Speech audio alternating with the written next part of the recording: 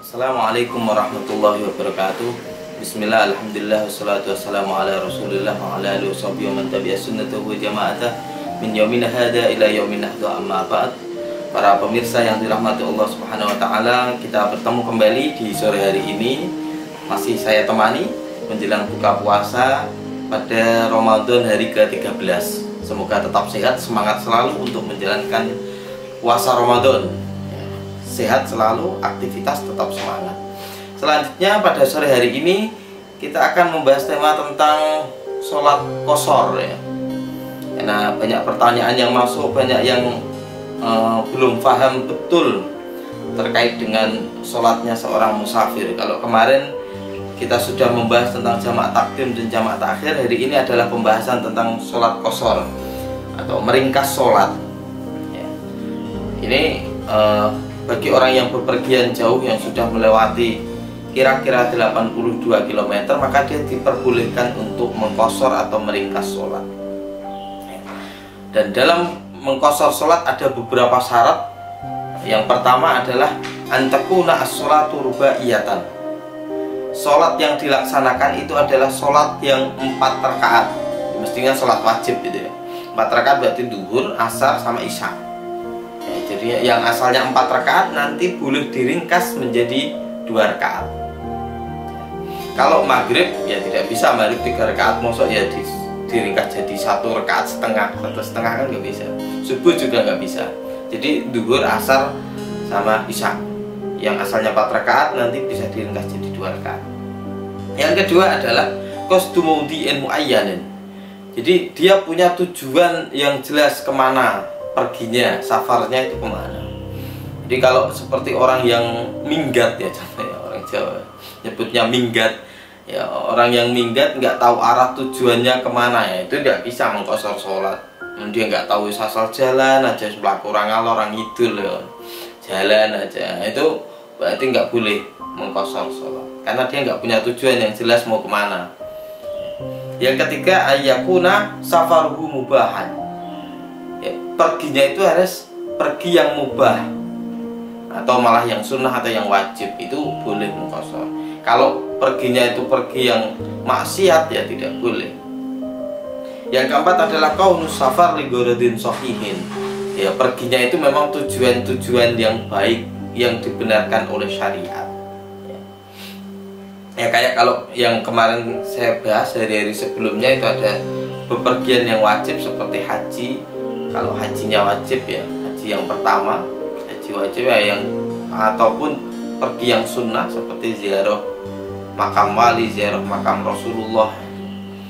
Nah, yang selanjutnya syarat qashar atau meringkas sholat adalah kaunu safarihi marhalatain. Perginya itu ada 2 marhalah. Nah itu para ulama berbeda pendapat 2 marhalah itu berapa.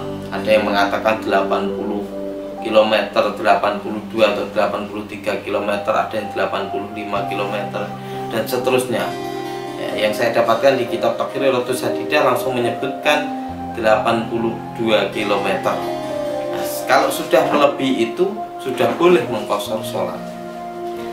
Yang selanjutnya, syarat yang selanjutnya adalah dawamus safar ila tamamis sholat. Jadi langgengnya bepergian itu sampai sempurnanya sholat ya. Jadi dia memang benar-benar sudah selesai sholat. Yang selanjutnya adalah niatul qasri. Adanya niat sholat indal ikhram. Ketika takbiratul ikhram yang pertama itu dia harus niat bahwa saya mengqashar sholat. Niatul qasri. Ini sholat saya ringkas. Duhur yang 4 rakaat saya ringkas jadi rakaat ini. Jadi kalau biasa usolli fardhu dhuhri arba'a raka'atin diganti usolli fardhu dhuhri raka'ataini. Qashron ya. Jadi itu diringkas menjadi 2 rakaat. Yang syarat yang terakhir alla yakuna alla yaqtadiya bimutimmin. Jadi dia tidak boleh jamaah dengan orang yang sholatnya sempurna. Jadi dia mau mengqashar sholat tapi dia mengikuti jamaah di masjid ya. Contoh dia nyampe di suatu daerah di masjid ada imam jamaah, imamnya sholatnya 4 rakaat ya, tapi sampean yang mau mengqashar sholat 2 rakaat terus kok jamaah ya nggak bisa, nggak boleh. Nanti sampean harus salam, imamnya masih melanjutkan. Jadi nggak boleh. Jadi kalau ngosor sholat ya jamaah bikin sendiri ya, sama teman-teman rombongan itu mau bikin sholat qasar. Itu memang harus sholatnya tidak boleh jamaah dengan orang yang sholat 4 rakaat. Nanti beda gerakannya. Itu beberapa syarat mengqasar sholat. Kalau menurut mazhab Hanafi malah ya, menurut mazhab Hanafi itu kalau bepergian sudah lebih dari 123 km itu qasar sholat itu malah wajib. Jadi yang kemarin saya jelaskan, innallah, ada hadisnya Rasulullah, innallah yuhibbu ayyukta rukhasuhu kama yuhibbu ayyukta azaimuhu. Jadi Allah itu cinta kepada orang yang mengambil rukhsahnya, keringanan yang diberikan oleh Allah kepada hambanya, sebagaimana Allah mencintai ketika umatnya, hambanya itu mengambil azimahnya, hukum asalnya. Ini jangan sampai kadang orang kan, oh ini kita masih mampu kok, kenapa kita nggak sholat 4 rakaat aja gitu. Dikiranya itu 2 rakaat keringanan itu kurang baik katanya, lebih sempurna, lebih baik yang 4 rakaat. Nggak gitu ya. Jadi kalau memang sudah melebihi safar itu, bepergian yang jauh itu ya nggak apa-apa kalau dalam mazhab Syafi'i mengqasar sholat. Kalau dalam mazhab Hanafi justru kalau perginya sudah lebih dari 123 km, ngosor sholat, meringkas sholat itu jadi wajib.